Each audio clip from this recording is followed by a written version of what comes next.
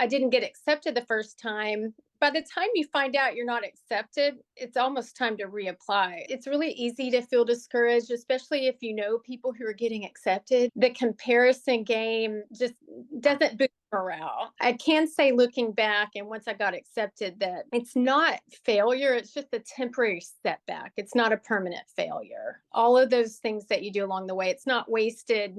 It actually made PA school so much easier and put me in a much more competitive position. Definitely paid dividends making the most of that time.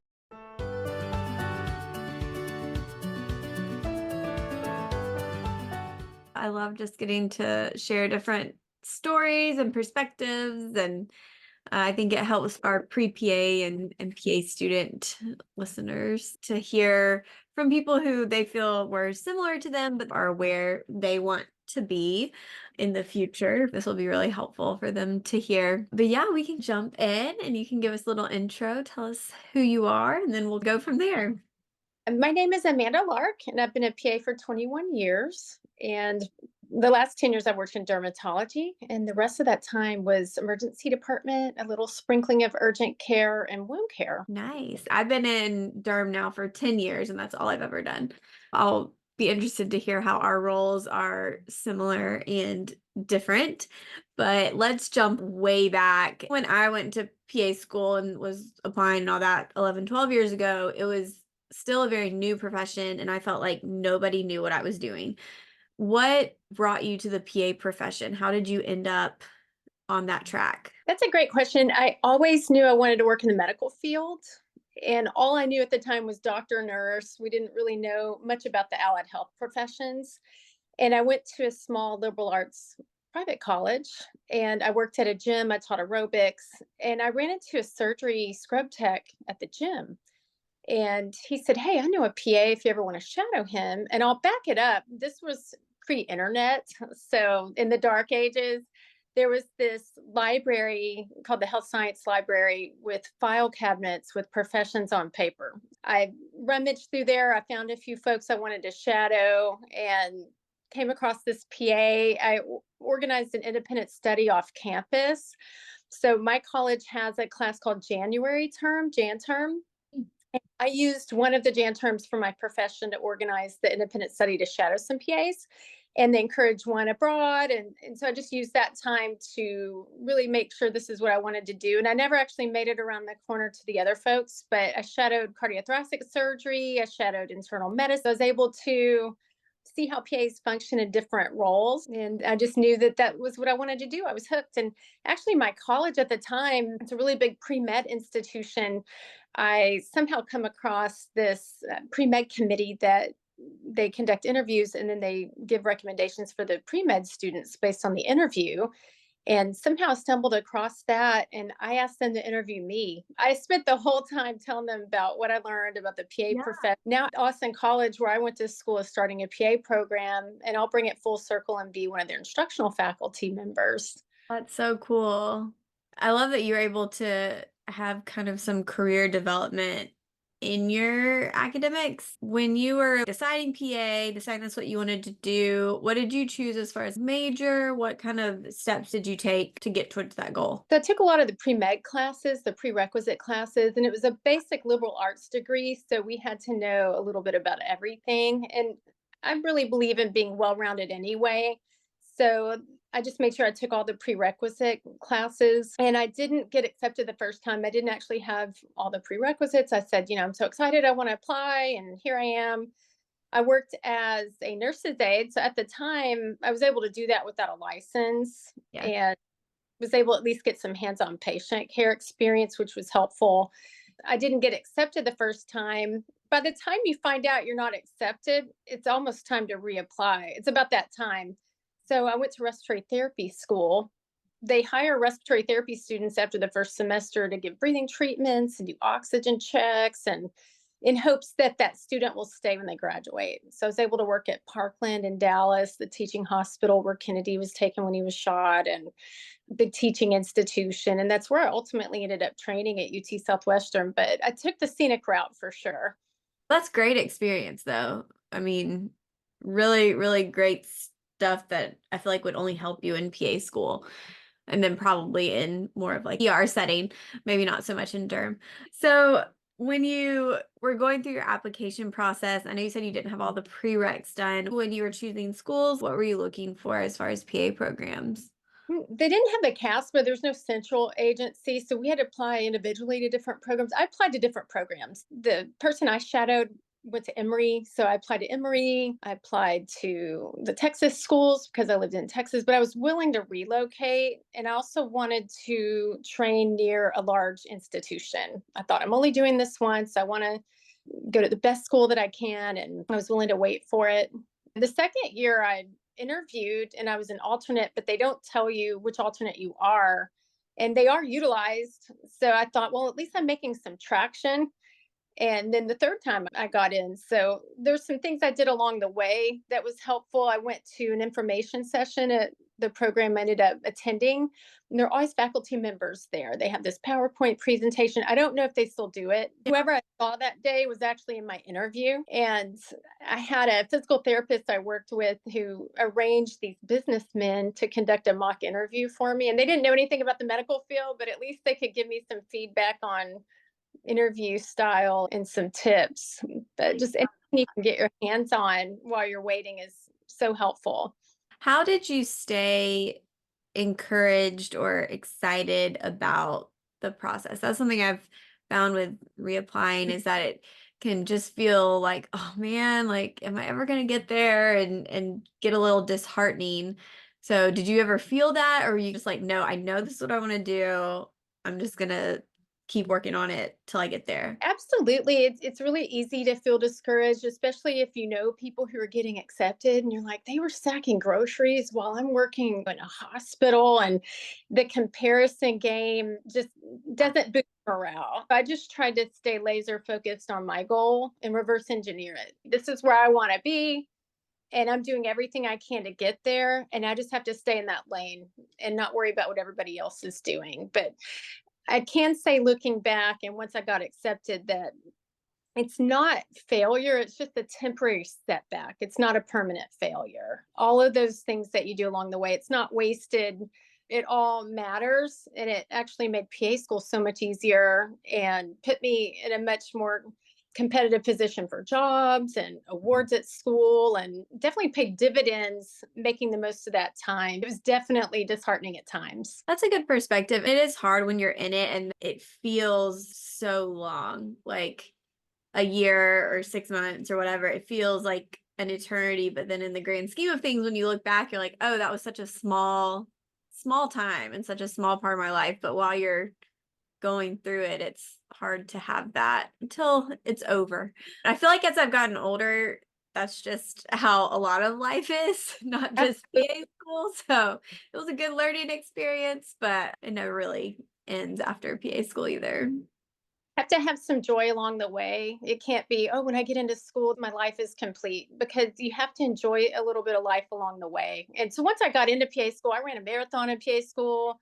Most of my first pregnancy was in PA school. Really? Okay. Life kept going. Oh, I want to hear about that. So, okay, so you got to PA school. Was it what you expected or easier, harder? It was definitely rigorous. It was what I expected it to be. Just like anything in life, you have to have really good boundaries. The people in your life are not going to understand it unless they're going through it with you. I just knew, like Hamilton, I'm not going to waste my shot. This is my shot. I had a lot to prove to myself. It took me this long. I'm not messing this up. This is my priority. And you have to be creative with your studying. I rode the public bus downtown. I did the park and ride and studied on the way to school, studied on the way back to keep the notes fresh. You Yeah. just have to be very creative to make it all happen. It's such a different time because it's so much information all at once and it's just a whirlwind where you're trying to stay caught up, but you really can't get ahead at any point. You're just staying with the flow. You mentioned having a pregnancy during PA school, which interestingly enough, no one in my class got pregnant or had babies during PA school. That was odd. The class before me had some pregnancies, the class after me did. How was that? I'm assuming that was on rotations. It was during the rotation year. So Okay. I was in PA school on rotations during 9/11. I was out of town at my internal medicine rotation, and I was training for the marathon. I ran the marathon in December, and then I just got the baby bug. All of a sudden, the baby bug hit me, and I did the whole calculation of, okay, when am I going to be out of school? Because I didn't want to start a job and go, oh, hey, I need to take off. And there's no perfect time, right? So it worked out where most of my call rotations were already completed when I got pregnant. So it was just as if I was at a 9 to 5 job. And I graduated August of that year, took the certification exam in September. I had him in October. So he's 21 now in college. And I interviewed for my job in the ER when he was 2 weeks old and then started working after New Year. So I built in my own little maternity leave, but new mom, new PA. A It was lot. challenge. It was sink or swim. I just knew I had to do it. And I knew if I got into PA school, I could run a marathon. If I can get into PA school and run a marathon, I can work at my job. All of this Yeah. success builds and gives you that confidence. And you just have to take it one thing at a time. No, I love that. That's awesome. A girl at the class before me, she didn't plan hers quite as well. She finished rotations, graduated, took boards, and had her baby the next day. Just in time, just barely made it there. No, that's awesome. And I think that's good for people to hear because a lot of people feel like they have to put their life completely on hold to become a PA. You said something else about just making choices about your boundaries and decisions you make. And I feel very strongly the same way that life has to go on. I planned a wedding and got married during PA school, which people thought I was insane. They're like, what are you doing? Like, you're not supposed to do that. They told you not to do that, which was true. But I was like, I don't want to wait 2 more years. Life has to go on. Is your son interested in medicine at all? No, not at all. No. No. I have a daughter in college as well, and she's in nursing school. She's the one with the medical bug. So, Interesting. I have 2 kids, 5 and 7, almost 8 months, and I'm wondering. Right now, my 5-year-old does say she wants to be a PA, but I think she just doesn't know anything else. So I'm interested to see where they end up in the future. So going into your first job, did you want to go into ER? Is that what you were thinking, or how did that come to be? surgery was always a love of mine because I'd shadowed the cardiothoracic surgery PA. And because it took a couple of years to get accepted, I decided to just go into the emergency department. That was kind of my exit strategy from surgery when I made my grand plan.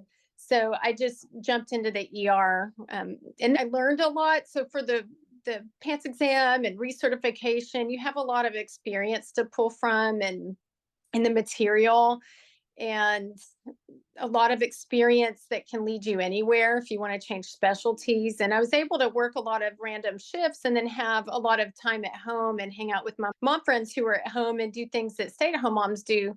So I felt like at the time I was able to have the best of everything. But the schedule is the best and worst part of the emergency room. You have to fake your kids out and have Christmas on a different day. And then once they start school, they know. And so it becomes a little bit more challenging. I enjoyed the ER too. I just can't do broken bones. They freak me out. And so my Oh, ER doctor was like, this is not for you. He was like, you need to do something else. You said you did urgent care too. Was that at the same time or? I was transitioning out of full time ER. The company I worked for had started an urgent care. So I was able to kind of transition into the urgent care, but I still would pop in and work some shifts in the ER. Nice. What was the most fun, the best part about working in ER urgent care? There's definitely a lot of energy and you see such a variety and see you just don't know what you're going to get, and you can hop in a room and there's a kidney stone, and in the next room there's a heart attack, and in the next room you're suturing. And I did enjoy the people that I worked with. You really bond with those stressful times, and I like doing all the procedures, and that's what ended up leading me to dermatology ultimately, the procedures. Yeah, it's a good mix there when you can have a little bit better schedule too. Right. I'm sure you get questions all the time because I know I do of like, how'd you get into derm? How'd you find it? How'd you do it? What was your like, how'd you do it? I feel like there's a lot of gatekeeping in derm because it's so competitive. I have a lot of takeaways, but one of them is just be open. I had a friend out of state, and I don't know if she's still doing this, but Mary Monroe is the former wife of Joe Monroe who started the SDPA. Oh, cool. I had a friend who said she likes to be a matchmaker. And so she has this mini resume, you fill it out, and she'll give you a list of jobs available. And this is her hobby. Again, I don't know if she's still doing it. And she gave me a list, and I knew some of those positions were filled, but it gave me a base. It gave me a list of people to contact. So I contacted everybody on the list. And there was some plastics overlap. So I would say for people who are interested in derm and maybe can't get in, plastics has a little bit of overlap as well. So that might be worthwhile to pursue, or Mohs. So I contacted everybody. And actually, my supervising physician now was one of the contacts. But at the time, I didn't have the derm experience. So I went to conferences, and I had my third child at the time. And on my days off, I would pay a babysitter and go shadow people. And I ended up applying for MA jobs on Craigslist. I was like, I need to think outside the box here and get creative, because I need to pay for my babysitter. I need to develop some real connections. So I just need to think outside the box a little bit. And somebody responded to it, and I said, I'm a PA. Here's what I really want to do, but I'll take anything. And actually, somebody was pregnant and said, hey, if you train, you can be her maternity leave. And then you can shop around with a little bit of experience. We may not have anything on the other side of it, but at least you'll have some kind of experience to go from. And this physician had two offices. And once the PA came back from maternity leave, the other PA said, don't go anywhere. I'm pregnant now.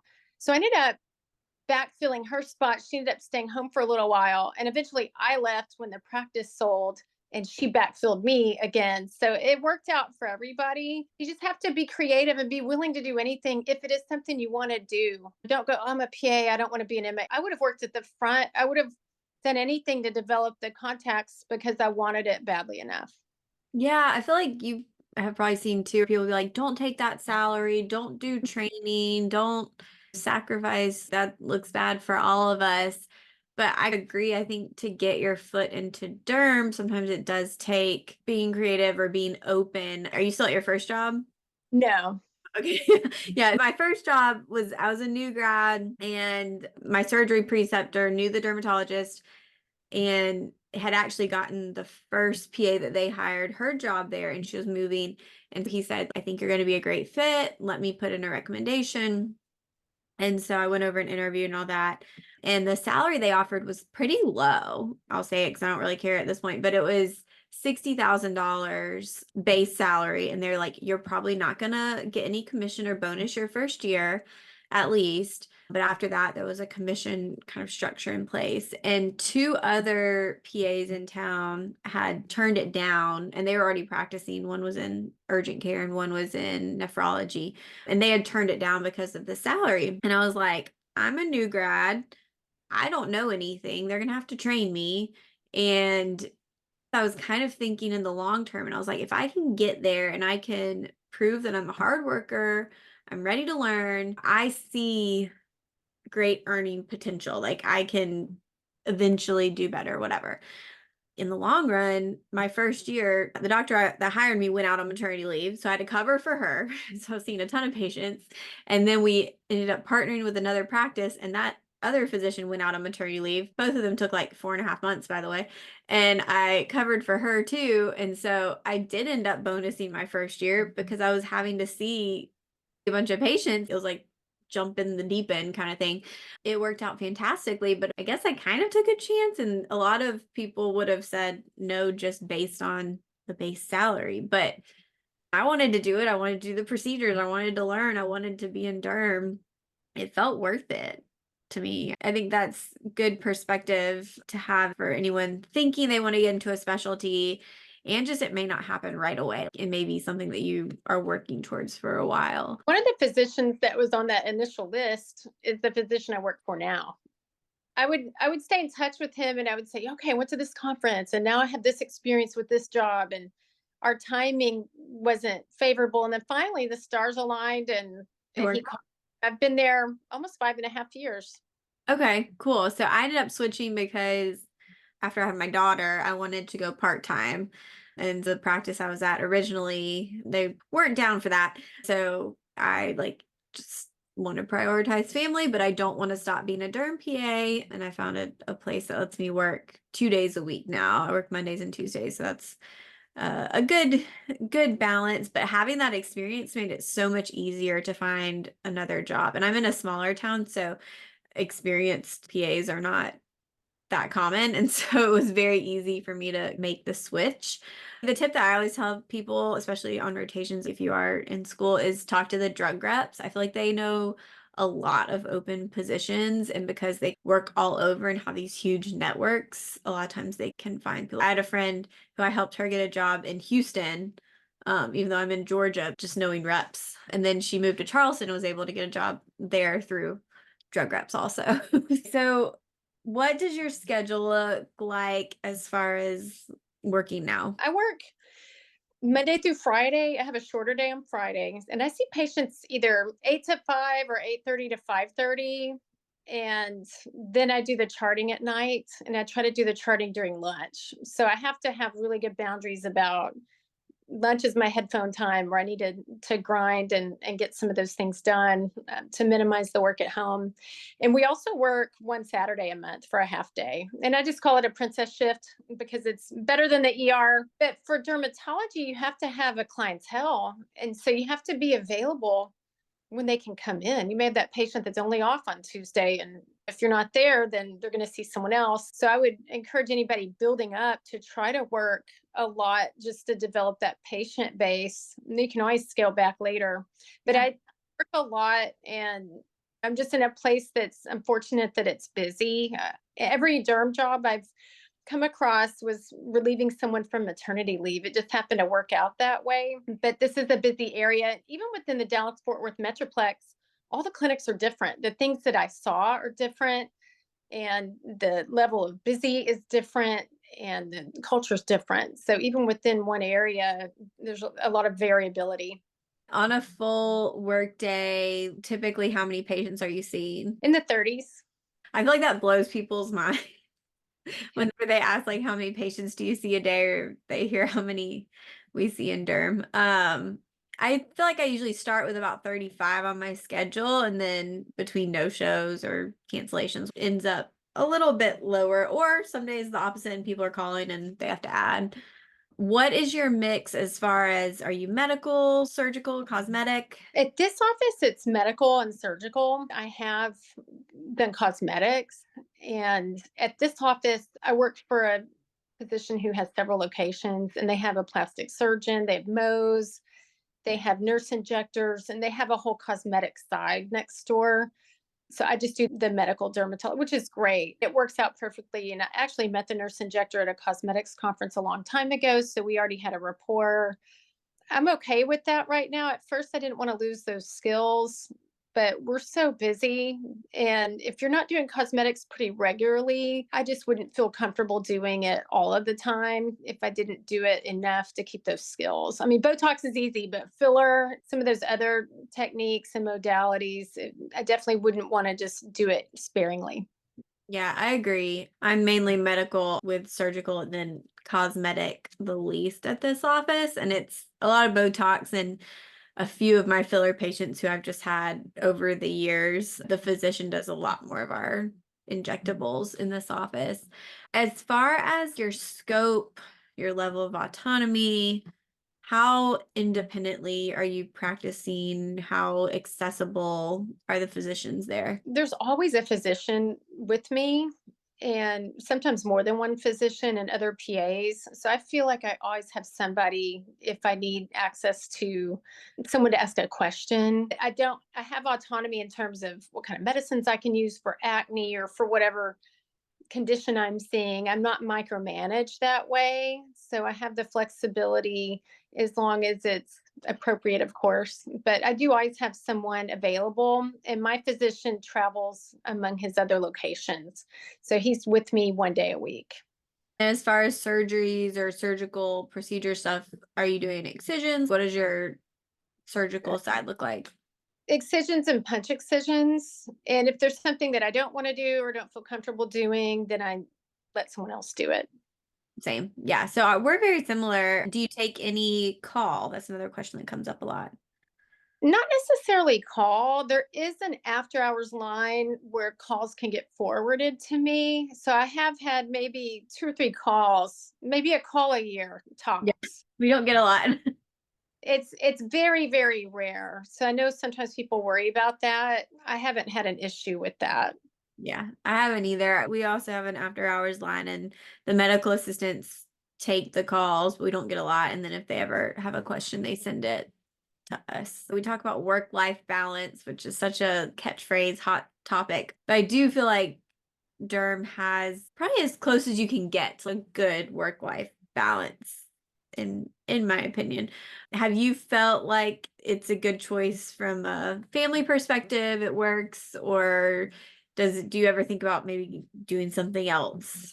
Like for somebody maybe trying to decide, oh, would I go something like ER shift work or should I look for something more clinic work?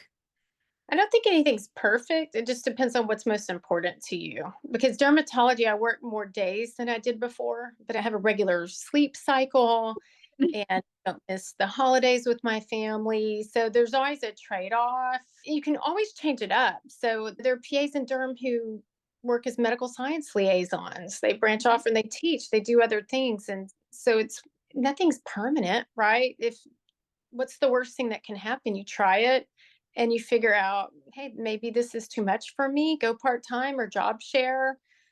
What's tricky about dermatology is they have to hire a staff to work with you. So if you're part time, the people who are hired to work with you need to be part time, or somebody else has to be the full time equivalent on the other side of it. So I understand that perspective as well. But nothing's permanent. I would just tell anybody to do what you love. And then if it doesn't work, massage your plan and figure out something that's going to give you that balance that you need. Yeah, I agree. That was my big thing was prioritizing family. And my husband has a weird schedule where he's 7 on, 7 off. So if I'm working a 5 day work week, we really only would see each other every other weekend. And that just didn't really make sense. I was very lucky where the physician I worked for, she basically said, you make your schedule and we'll make it work. And she works an interesting schedule. She takes off every other Wednesday and every other Friday. That's just how she prefers to work and does best and gets to do things with her kids and wants to make sure we can do things with our kids. If you want a specific job or setup or something, it's out there. You may sacrifice something. It may be specialty, it may be location, but there's just so many options as a PA, which is really cool. How do you feel like the profession has changed since you started? There's definitely more private equity, more Yeah. acquisition. Um, Yeah. Business folks come in and buy the practice. That's happened to me twice. And it does change the culture a little bit. So Yeah. I'm fortunate I'm in a place right now with a privately owned physician group, and I'll ride that wave as long as I can. I don't have any reason right now to do anything different. But I've definitely seen those changes because there's some physicians who probably benefit from that because they don't have to run the office. I can understand that. On the flip side, though, they can make other decisions about your down to the band-aids, what you're able to use in your schedule. And it definitely changes the landscape. That's the main change that I've seen in my area. There's a lot of growth in our area, so more offices pop up and then it dilutes the clientele. So for folks who want to stay busy, it just really depends on where you work. There's a lot of saturation in some areas, whereas other areas are wide open. We're just now starting to see both of those things a little bit more. It was kind of like all of the dermatologists when I first started retired all at once, and there weren't many offices, and now it's building back up with some new ones. And then we just had our first private equity people come in and buy 2 offices. It's interesting seeing the shifts there and how that works and how it affects everybody. Thank you so much for sharing with everyone and your insights to our great job. Is there anything you just love about being a PA or on the flip side that you feel like people should know before they choose the profession? I think you just really need to take an inventory of who you are, what you want. Nothing is perfect. There are going to be pros and cons. Most of the time, it doesn't bother me, but you have to do more with less. Don't go into it asking for respect and the accolades like a physician. You have to do it because you really love it Yeah. and find the specialty that works for you. And it may take a little trial and error, and that's okay because you're learning.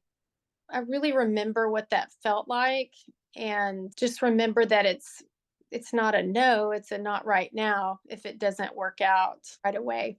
So, Those are great tips. Thank you so much. thank you for having me.